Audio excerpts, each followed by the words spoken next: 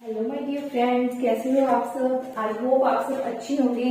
ठीक है, जैसा कि मैंने बीएड फर्स्ट ईयर की जो आपकी टीचिंग सब्जेक्ट्स हैं उनसे रिलेटेड आपकी स्किल स्टार्ट करवा रखी है। उससे पहले हमने लेसन प्लान, पेडागोजिकल एनालिसिस और अदर टॉपिक्स हमने कंप्लीट कर लिए हैं।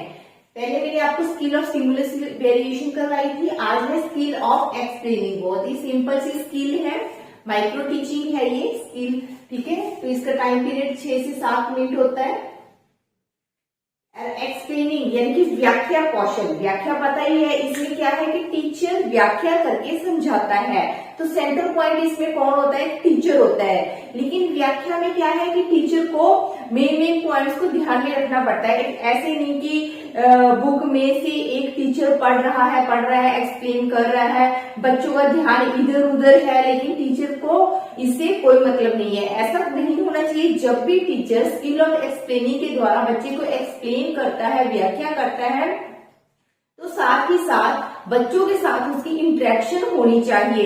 यानी बीच बीच में क्वेश्चनिंग पुट अप करना, बीच बीच में बच्चों का ध्यान एकत्रित करने के लिए वही है जैसे स्किल ऑफ स्टिमुलस वेरिएशन में कि मौन धारण कर लेना, पॉज हो जाना, ताकि बच्चों का ध्यान अपनी तरफ वो आकर्षित कर सके। जो अध्यापकों व छात्रों के चिंतन के साथ संबंध, यानी टीचर और बच्चे का ऐसा रिलेशन होता है कि जो भी टीचर समझाना चाहता है, व्याख्या जिसकी कर रहा है, बच्चे को अच्छी तरह से वो समझ आ जाए। तो क्रिएट करना, एक ऐसा एनवायरनमेंट क्रिएट करना एक्सप्लेन के द्वारा कि बच्चे ऑटोमेटिकल टीचर की बात को सुनना पसंद करें। बीच बीच में वही है, बच्चों से सुझाव मांगना, बच्चों से क्वेश्चनिंग करना, उनके उत्तर देना, प्रश्न पूछना, ताकि बच्चे और टीचर की जो इंटरेक्शन है, अंत क्रिया है, वो अच्छी हो, यानी कि सुखमयी हो, बच्चे आनंद लेकर टीचर की बातों को सुने। तो अब है वही है, इसके कंपोनेंट्स आते हैं जैसे अपन स्किल ऑफ स्टिमुलस वेरिएशन में किया था। तो इसमें सबसे क्या है कि डिजायरेबल बिहेवियर और एक होता है अनडिजायरेबल बिहेवियर, यानी कि वांछनीय और अवांछनीय दो पार्ट्स में कंपोनेंट्स को डिवाइड किया गया है। वांछनीय व्यवहार में क्या है कि जो व्यवहार टीचर को करना चाहिए बच्चों के साथ, अवांछनीय जो ऑटोमेटिकली हो जाता है अनडिजायरेबल बिहेवियर, यानी कि कुछ बिहेवियर ऐसा है कि टीचर को कंट्रोल में करना चाहिए और कुछ बिहेवियर उसको करना चाहिए बच्चों के साथ एक्सप्लेन करते टाइम।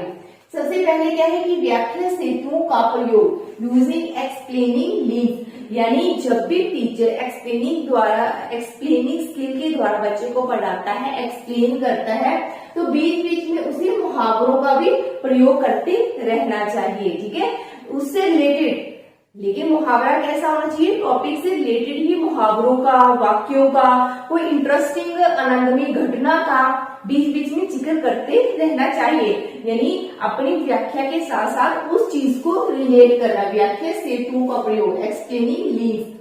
दृश्य प्रविधि का प्रयोग, यूज ऑफ विजुअल टेक्निक, बीच बीच में वही है कि कोई भी मेन पॉइंट्स है उसे ब्लैक बोर्ड पर हाईलाइट करना, कोई चार्ट के द्वारा भी समझाना। मान लो मानचित्र का टॉपिक या ग्लोब का टॉपिक पढ़ा रहा है तो ग्लोब सामने रखकर उसमें से ही सारी चीजें बताना, मानचित्र के थ्रू समझाना। तो विजुअल टेक्निक का प्रयोग करना।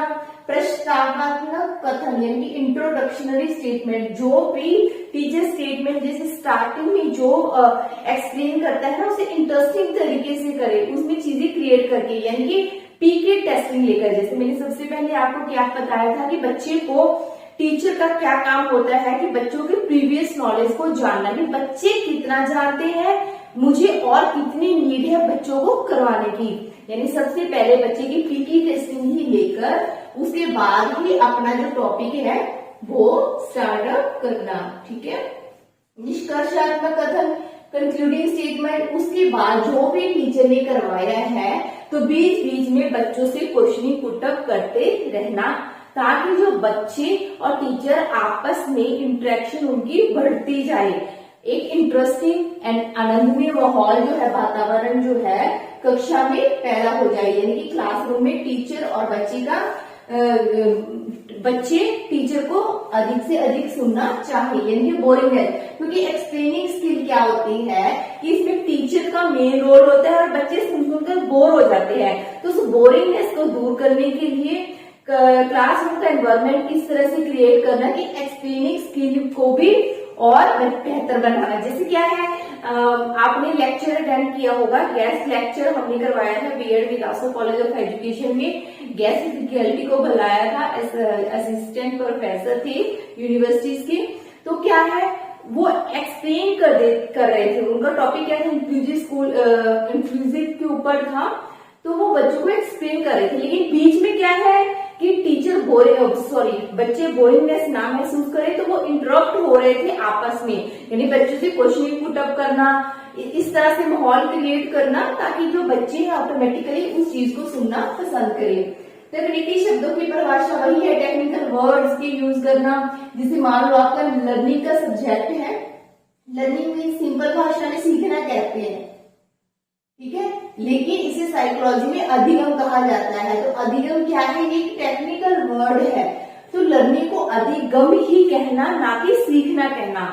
तो बीच बीच में जो भी एक्सप्लेनेशन स्किल में वर्ड्स आते हैं, जो भी टॉपिक में वर्ड्स आते हैं, वो टेक्निकल वर्ड्स का ही यूज करना। अब क्या कहते हैं कि बच्चे आकर कहते हैं कि मैम हमने तो सारे सब्जेक्ट्स कंप्लीट कर दिए, हमारे मार्क्स कम बने हैं। मार्क्स क्यों कम बने हैं, इसका एक ही कारण है कि आप टेक्निकल वर्ड्स का यूज नहीं करते, आप अपनी लैंग्वेज को प्रेफरेंस देते हैं। तो साइकोलॉजी के जो वर्ड है उनको साइकोलॉजी में ही लिखा जाता है। विद्यार्थियों के लिए रोचक वही है, इंटरेस्टिंग टॉपिक क्रिएट करना, चार्ट, मानचित्र, बोर्ड, स्लाइड्स और अधिक जो टीचिंग एड्स है उनको यूज करके पढ़ाना। अनिवार्य बिंदुओं को समाहित करना, जो भी अनिवार्य जैसे मेन हेडिंग्स हैं उनको अंडरलाइन करना, एक दूसरे के साथ उनको इंटरेक्ट करना, यानी कि संबंध बताना। विद्यार्थियों के बोध कार्य का परीक्षण, बोध का परीक्षण वही है कि अंडरस्टैंडिंग पावर, बच्चे की देखना कि क्लासरूम में हर तरह के बच्चे होते हैं, किसी का मानसिक स्तर कम होता है थोड़ा सा, किसी का मानसिक स्तर ऊंचा होता है, यानी कि मेंटल एबिलिटी।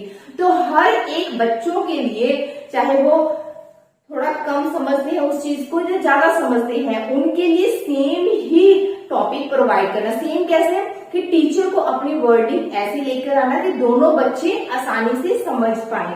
एक एनवायरमेंट, एक ऐसा एनवायरमेंट ताकि वो एक्सप्लेनिंग स्किल को इजीली तरीके से समझ पाए, यानी कि बच्चों को भी बीच बीच में क्वेश्चन पुट अप करना, या बच्चों को ही एक टॉपिक लेकर थोड़ा सा बोलना कि बच्चे क्या आप इसके बारे में जानते हो, ये बताइए, देखो सुरेश ये बहुत अच्छी तरह से जानता है, आप इसको सुनिए, मतलब कि आपस में अंतर्क्रिया करना। हर एक बच्चे के मानसिक स्तर को देखते हुए एक्सप्लेनिंग स्किल का अच्छी तरीके से प्रयोग करना। अब दूसरा जो आता है, ये देखो मेन हेडिंग है, इसके आगे सब पॉइंट्स हैं। उसके बाद अवांछनीय व्यवहार, इसमें क्या है, असंबंधित कथनों का प्रयोग, यानी कि कुछ कथन ऐसे होते हैं कि वो टॉपिक से रिलेटेड नहीं, टीचर क्या है पढ़ाते पढ़ाते किसी और की कहानी सुनाने लग जाता है, चुटकुला सुनाने लग जाता है, तो क्या है कि बच्चे टॉपिक से दूर हो जाते हैं। जो भी असंबंधित कथन है उन कथनों का प्रयोग टीचर को नहीं करना चाहिए। कथनों में तात्पर्यता, कॉन्टिन्यूटी इन स्टेटमेंट वही है कि ऐसे ही शब्दों का प्रयोग करना जो आपस से संबंधित हो, अनसंबंधित शब्दों का प्रयोग ना करना। भाषा में धारा प्रवाह, भाषा का जो लैंग्वेज है, जैसे मैंने आपको स्टिमुलस वेरिएशन में ही बताया था कि जो हमारी लैंग्वेज है, टीचर की लैंग्वेज कैसी होनी चाहिए कि एकदम ना तो सीधे खड़े होकर ऐसे ही पढ़ाना, ना ही ज्यादा हिलते झुलते हुए पढ़ाना, यानी कि गतिविधि और लैंग्वेज ऐसी होनी चाहिए। बीच बीच में कैसे है कि उसका स्लो हाई होना चाहिए, बीच बीच में लो होना चाहिए, बीच में मौन भी धारण करना, ताकि बच्चे देखो, मान लो अगर मैं पढ़ाते पढ़ाते रुक गई तो आप देखोगे ना, मुझे मेरी तरफ देखोगे कि क्या हुआ, कि मैम क्यों रुक गए, ठीक है। तो क्या है कि बच्चों में उत्सुकता क्रिएट करना। उपयुक्त शब्दों को, मुहावरों का प्रयोग वही है कि जो अनापयुक्त शब्द या अनापयुक्त मुहावरों का प्रयोग नहीं करना चाहिए, जो टॉपिक से रिलेट करते हैं उन्हीं चीजों का प्रयोग इसमें करना चाहिए, ठीक है। तो उसके बाद है, वैसे ही आपने एक माइक्रो पाठ योजना तैयार करनी है, सूक्ष्म पाठ योजना, यानी छात्र अध्यापिका क्रियाएं, छात्र क्रियाएं और घटक। छात्र अध्यापक क्रियाएं में क्या है, जो भी आपका टॉपिक होगा, जैसे एसएस से रिलेटेड या साइंस का जो जिस भी सब्जेक्ट की आप हो ना, उसका टॉपिक यहाँ पर एक्सप्लेन करना है, बीच बीच में क्वेश्चनिंग पुट अप करनी है और छात्र उसका आंसर देते हैं। तो घटक क्या है, कंपोनेंट्स वैसे लिखनी है। मान लो वांछनीय व्यवहार, यहाँ पे लिख के कि कौन सा कंपोनेंट यूज होता है, जैसे यहाँ पर आपने मुहावरे का प्रयोग किया है छात्र क्रियाओं में, ठीक है। टीचर अध्यापक की क्रियाओं में मुहावरे का प्रयोग, तो वह यहाँ पर क्या आ जाएगा कि यूजिंग एक्सप्लेनिंग लिंक्स। उसके बाद लास्ट में क्या है, वैसे ही रेटिंग स्केल बनानी है। यहाँ पे कंपोनेंट्स आ जाएंगे, वांछनीय व्यवहार उसके सारे पॉइंट्स आ जाएंगे, उसके बाद अवांछनीय व्यवहार उसके सारे पॉइंट्स आ जाएंगे।